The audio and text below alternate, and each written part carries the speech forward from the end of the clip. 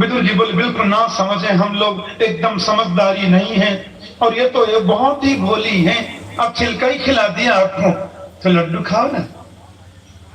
गोविंद के मुंह में एक लड्डू दिया, आधा लड्डू खाते कन्हैया बोले बुरा न मानो तो बात कह दूं काका जी। बोलो जो स्वाद उस छिलके में था उस लड्डू में तो नहीं है, क्योंकि लड्डू खिलाकर तो आप औपचारिकता निभा रहे हैं, पर छिलके खिलाते समय तो काकी जी को यह भी ध्यान नहीं था कि मैं क्या कर रही हूं। प्रेम में नियम नहीं होता। हाँ, भाव होना चाहिए। और इतना सम्मान प्रभु ने विदुर को दिया। दुर्योधन की मेवा त्यागी, साग विदुर घर खाया। और प्रभु अपनी लीलाओं को संपन्न करके जब जा रहे थे तो उद्धव से बोले मुझे विदुर की बहुत याद आती है, और विदुर से मेरा समाचार कहना कि कृष्ण तुम्हें याद करते थे। हाँ, एक दिन युधिष्ठिर जी ने जाकर के कृष्ण के कक्ष में देखा, रात के 12 बज रहे थे, मेरे कन्हैया आंखें बंद करके समाधि में बैठे थे और नेत्रों से आंसू झर रहे थे। पूछा केशव, सारी दुनिया आपका ध्यान करती है, आपके स्मरण में आपकी याद में रोती है, आप किसकी याद करते हैं?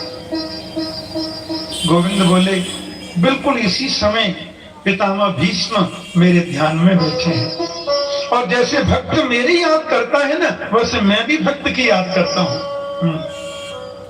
ये यथामाम प्रपद्यन्ते तां तथैव भजाम्यहम्।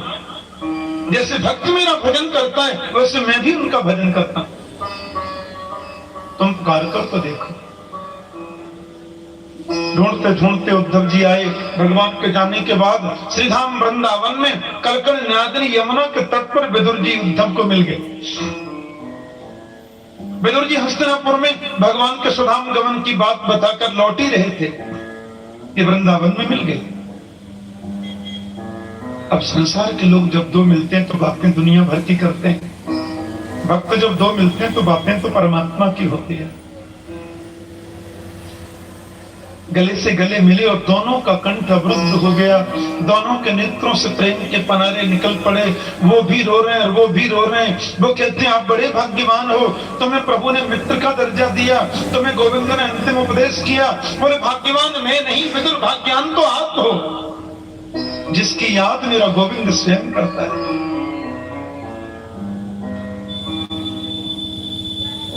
एक दादू महाराज हुए, दादू संत, उनके पास दर्शन करने एक सज्जन गए तो देखा वो पड़े हुए, हाँ, मस्ती में पड़े। बोले महाराज आप क्या कर रहे हैं?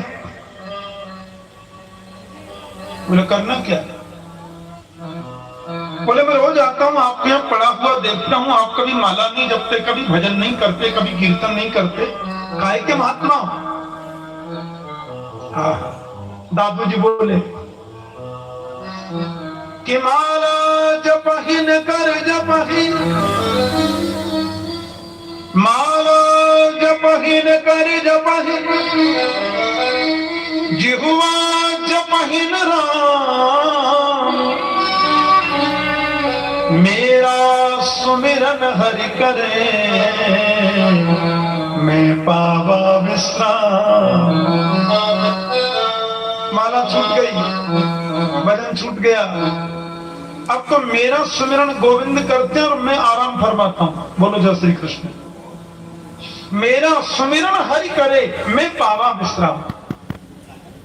एक स्टेज वो भी आती है जब भगवान भक्त का सुमिरन करता है। विदुर उन्हीं भक्तों में से एक है। उद्धव जी महाराज के सन्मुख बैठे। उद्धव ने कहा गोविंद ने तुम्हारी याद करी, कितने बड़े भाग्यवान हो, पुण्यात्मा हो, और संपूर्ण कृष्ण कथा सुनाई। बचपन से